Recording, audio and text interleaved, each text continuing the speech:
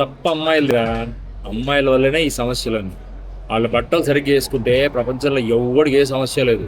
వాళ్ళ బట్టలు సరిగ్గా వేసుకోకపోవడం వల్లనే అబ్బాయిలు టెంప్ట్ అయ్యి తప్పులు చేస్తున్నారు. కెమెరాలకు చూసి చెప్పినా, కెమెరాలకు చూడకుండా చెప్పినా నేను చెప్పేది ఇదే నిజం.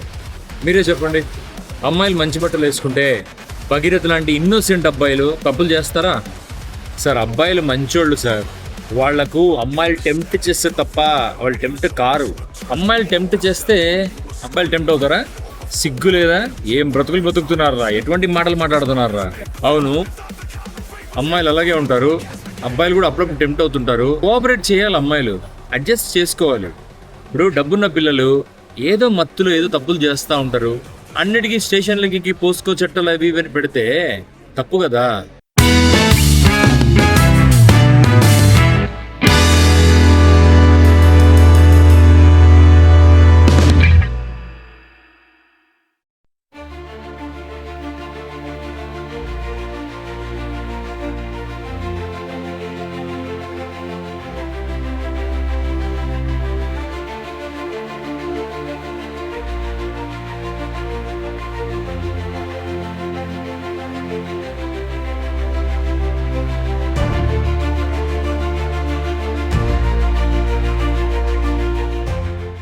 Bandi Bhagirath has been accused of abusing a minor girl who is 17 years old when the accusation has happened, and now a POCSO Act has been registered against Mr. Bandi Bhagirath, who is the son of the Central Minister Bandi Sanjay.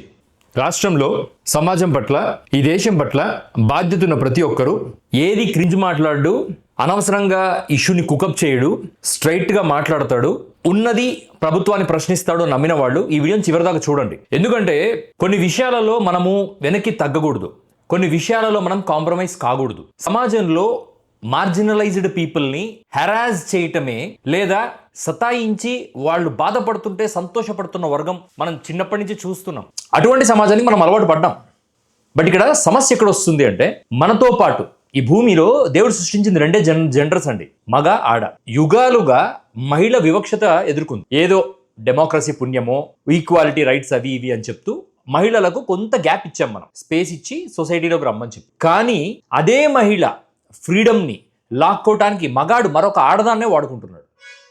ఈ విషయాన్ని నేను కన్విక్షన్తో మాట్లాడుతున్నా. ఇప్పుడు కేంద్ర హోంశాఖ సహాయక మంత్రి బండి సంజయ్ గారి కుమారుడి పైన పోక్సో చట్టం నమోదైంది. మనందరికీ తెలుసా విషయం. ఆ అమ్మాయి ఒక మైనర్ బాలికను December 31 వేధించాడు, అబ్యూస్ చేశాడు అన్నది కేసు. దాంట్లో నిజమేంటి, అబద్ధం ఏంటి, అది ఆ అబ్బాయికి, ఆ అమ్మాయికి, ఆ ఇన్వాల్వ్డ్ పార్టీస్కి, దాన్ని ఇంటరాగేట్ చేస్తున్న పోలీసు యంత్రాంగానికి, వీళ్ళకే కదా తెలుసు. కానీ ఆంధ్రప్రదేశ్లో ఉండే టీడీపీకి ఏం పనండి ఈ విషయంలో? ఏదో ప్రతి విషయానికి టీడీపీని తీసుకొచ్చి లింక్ చేస్తున్నావు, నీ దగ్గర ఆథెంటికేషన్ ఏంటి అని మీరు అడగదు. గత ఒక నెల రోజుల క్రితమో, ఒక 2 నెలల క్రితమో నేను ఒక వీడియో చేసినప్పుడు కమ్మవారిది సంక్రాంతి పండుగ అని ఒక మగధ న్యూస్ కి చెందిన ఒక మహిళ మాట్లాడడం జరిగింది. ఆవిడను మనం మన కోసం ఛానల్ ద్వారా ఒక పండగను, కల్చర్ని మీరు ఓన్ చేసుకోవటం వల్ల మిగతా వాళ్ళని మార్జినలైజ్ చేస్తున్నారా, లేకపోతే మీరు ఎలివేట్ చేసుకోవడానికి ప్రయత్నం చేస్తున్నారా అన్నది నా ప్రశ్న. అప్పుడు ఆవిడ వీడియోను ఒక 20 seconds video to represent what she said అనేది మనం వాడటం జరిగింది.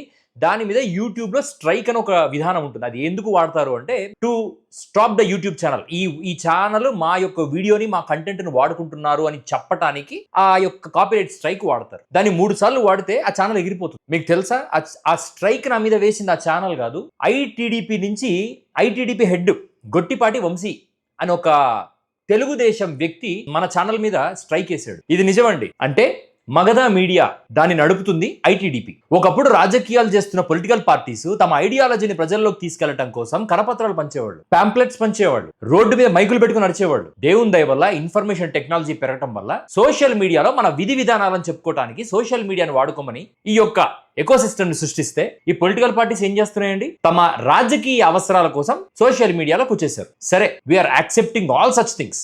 బట్ పక్క రాష్ట్రంలో రాజకీయాలకు సంబంధం లేని ఒక ఆడపిల్ల, దట్టు ఒక 17 years old అమ్మాయి, ఆ అమ్మాయి పెట్టిన case for what ever the reasons, అది ఒక కేంద్ర హోంశాఖ సహాయక మంత్రి కొడుకు మీద పెట్టడం జరిగింది. దాంతో మన రాష్ట్ర పొలిటికల్ పార్టీలో ఉన్న ఐటీడీపీ వింగ్ ఏం పని? వాళ్ళెందుకు ఆ అమ్మాయి మీద ఒక నెరేటివ్ బిల్డ్ చేశారు? నా మాటలు మీరు నమ్మాల్సిన అవసరం లేదు. మీరు ఒకసారి ఆ మగధ న్యూస్ అనే ఛానల్కి వెళ్ళి ఆ అమ్మాయి గురించి ఆవిడ మాట్లాడిన మాటలు వింటే, మీకు గాని కూతురు, మీకు గాని చెల్లెలు, మీకు గాని అక్క, ఉండి వాళ్ళని ఎవరైనా అబ్యూజ్ చేశారన్న ఆలోచన మీ మైండ్లోకి వస్తే కూడా ఇటువంటి మాటలు విన్న ఆ క్షణం మీరు ఏం చేస్తారంటే అది మీ ఊహకే వదిలేస్తున్నా. ఆమె అడిగిన ప్రశ్నలు ఒక్కొక్కటిగా చెప్తాను వినండి. అసలు ఈ అమ్మాయి మేజరా మైనరా?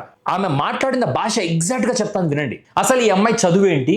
ఈ అమ్మాయి వెలగబెడుతుంది ఏంటి? ఒక 40+ ఏళ్ల మహిళ ఒక 17 సంవత్సరాల అమ్మాయి గురించి మాట్లాడుతున్న మాట. ఇది ఆ ఆడ వ్యక్తి మాట్లాడుతున్న మాట కాదండి. ఆ ఛానల్ వాళ్ళు ఆడ వ్యక్తి ముసుగులో వాళ్ళు వండి వారుస్తున్న నెరేటివ్. వాళ్ళ పొలిటికల్ లీడర్స్ యొక్క, వాళ్ళ కూటమి పరిపాలన యొక్క నాయకుల పిల్లల్ని కాపాడుకోవటం కోసం ఒక ఆడపిల్లని దిగజార్చడానికి మరొక ఆడదాన్ని వాడుతున్న తీరు. మూడో ప్రశ్న, ఈ అమ్మాయి ఏ స్కూల్లో చదువుకుంది? అకాడమికల్లీ ఈ అమ్మాయి ఏంటి? ఎవరెవరితో తిరుగుతూ ఉంటుంది? మళ్ళీ చెప్తున్నాను, 17 సంవత్సరాల అమ్మాయి గురించి ఒక మధ్య వయస్సు గల మహిళ ఒక ఛానల్లో కూర్చొని మాట్లాడుతున్న మాట.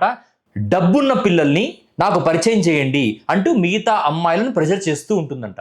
17 సంవత్సరాల అమ్మాయి, 40 సంవత్సరాల మహిళ ఒక 17 సంవత్సరాల అమ్మాయి గురించి స్కూల్ ఆర్ కాలేజ్ అంటే మన ఇళ్లలో 10వ తరగతో 11th క్లాస్ చదువుతున్న పిల్లల గురించి మాట్లాడుతున్న మాటలండి ఇవి. ఆ అమ్మాయిలు ఈ అమ్మాయి నెంబర్ బ్లాక్ చేశారంట. ఎంత పెద్ద తప్పండి ఇది, ఎంత పెద్ద సమస్య. ఆ అమ్మాయి తల్లిదండ్రుల ఫోటోలతో సహా ఆమె పుట్టి పెరిగిన హైదరాబాద్లో ఏ ప్రాంతంలో ఆ అమ్మాయి పుట్టి పెరిగిందో ఆ ఏరియా పేరు కూడా మెన్షన్ చేసిన. ఆ ఏరియా పేరు నేను మెన్షన్ చేయాలనుకోవట్లేదు, ఎందుకంటే నేను మనిషిని, సిగ్గు శర ఉన్న మనిషిని. పర్టికులర్గా డబ్బున్న వాళ్ళనే ఎంచుకొని వాళ్ళను కలవడానికి వెళుతూ ఉంటుంది. ఈ అమ్మాయికి సంబంధించిన ఫ్రెండ్స్ ఎవరైతే ఉంటారో వాళ్ళకి సంబంధించిన ఫ్రెండ్స్, రిచ్ ఫ్రెండ్స్ గానీ, ఇలా పొలిటికల్ గా గానీ, లేదంటే బిజినెస్ పరంగా రిచ్ గా ఉన్న వాళ్ళు ఎవరైతే ఉంటారో వాళ్ళకి ఎందుకు మెసేజ్లు చేస్తూ ఉంటుంది. 17 సంవత్సరాల అమ్మాయి డబ్బున్న వ్యక్తుల్ని వెతుక్కొని బిజినెస్ చేస్తున్న డబ్బున్న రిచ్ పీపుల్ కి మెసేజ్లు చేస్తూ ఉంటుందంట. అంటే 17 సంవత్సరాల అమ్మాయికి ఫ్రెండ్స్ ఎవరు ఉంటారండి? 17 నుంచి 19 సంవత్సరాల వాళ్ళకు. కానీ ఈవిడ పెద్ద వాళ్లకు, అంటే లిటరల్లీ ఆ అమ్మాయిని ఎలా ప్రొజెక్ట్ చేస్తున్నారు అంటే డబ్బున్న వాళ్ళను వల వేసి పట్టే ఒక హనీ ట్రాప్. ఒక 17 సంవత్సరాల అమ్మాయి. Just remember this. పర్టికులర్ గా పరిచయాలు పెంచుకోవడానికి కారులో ఎందుకు తిరుగుతుంది? ఇంకో భయంకరమైన విషయం ఏంటో తెలుసా? అమ్మాయి కార్లలో ఎందుకు తిరుగుతుంది? ఇప్పటి నుంచి చెప్తున్నాను మీకు, మీ ఇంట్లో ఆడ కూతుర్లు ఎవరైనా కార్లలో తిరిగితే ఇదిగో ఇటువంటి ఛానల్ వాళ్ళు పొరపాటున చూస్తే వాళ్ళ మైండ్లో, వాళ్ళ మనసులో వాళ్ళు ఏం ఊహించుకుంటున్నారో తెలిస్తే కూడా మీరు వాళ్ళని ఏం చేయడానికి కూడా వెనకాడరు. ఎంతమంది బాయ్ ఫ్రెండ్స్ ఉన్నారు నీకు? ఎంతమందితో నువ్వు తరచుగా మాట్లాడుతూ ఉంటావు? ఇది ఒక జర్నలిస్ట్, ఒక మగధా న్యూస్ అనే పేరు పెట్టుకొని ఒక సోషల్ మీడియా వింగ్ చే, ఒక పొలిటికల్ పార్టీ వింగ్ చే నడపబడుతున్న ఒక సోషల్ మీడియా వ్యవస్థలో ఉన్న ఒక ఛానల్ ఒక ఆడ కూతురు గురించి మాట్లాడుతున్న మాటలు. ఆడవాళ్ళకి ఏదైనా అయితే 4 కోస్తాం మరేదో కోస్తామని మాట్లాడుతున్న CM, deputy CM, health, education minister ఉన్న ఈ రాష్ట్రంలో అదే పార్టీకి చెందిన ఒక సోషల్ మీడియా చే నడపబడుతున్న ఒక ఛానల్లో ఒక మహిళను కూర్చోబెట్టి మరొక మహిళ గురించి అత్యంత నీచంగా మాట్లాడుతున్న ఈ వ్యవస్థల్ని మనం ఏం చెయ్యాలి? సమాజం ఎటుపోతుంది, ఏమైపోతుంది అని మాట్లాడుతున్న వాళ్లకు ఇది ఒక అతిపెద్ద ట్రామాటిక్ ఎక్స్పీరియన్స్ అండి. ఒక సమస్య వచ్చినప్పుడు రిపోర్ట్ చేయాలి, లేదా బాధితుల పక్షాన నిలబడాలి, లేదా నిజాన్ని చెప్పాలి. నిజాన్ని చెప్పడానికి నీ దగ్గర ప్రూఫ్లు చూపించడానికి నీకు ఒక హక్కు లేనప్పుడు నోరు మూసుకొని న్యూస్ చెప్పి వేరే న్యూస్ చెప్పుకోవాలి. నీకు పొలిటికల్ పార్టీస్ గురించి మాట్లాడుకోవడానికి డబ్బులు ఇస్తున్నారు. మన రాష్ట్రం కాని రాష్ట్రంలో ఒక రాజకీయ నాయకుడు కేంద్ర మంత్రి కుమారుణ్ణి కాపాడడానికి ఒక పొలిటికల్ పార్టీకి చెందిన ఒక మీడియా ఇంకొక మహిళను వాడి 17 సంవత్సరాల అమ్మాయిని చేస్తున్న దాన్ని ఏమంటారు? దీన్ని అసలైన అబ్యూజ్ అంటారు. వాడెవడో చేసింది అబ్యూజ్. ఇది సామాజిక అబ్యూజ్ అండి, సోషల్ అబ్యూస్. ఆ అమ్మాయికి, ఆ అమ్మాయి తల్లిదండ్రులకి this is a social abuse. సమాజం ఇటువంటి మీడియా ఛానల్స్ ని నిలదీయాలి. అరే మీరు ఏం చేస్తున్నారు? మీ మాటలకు ఒక అథెంటికేషన్ ఉందా?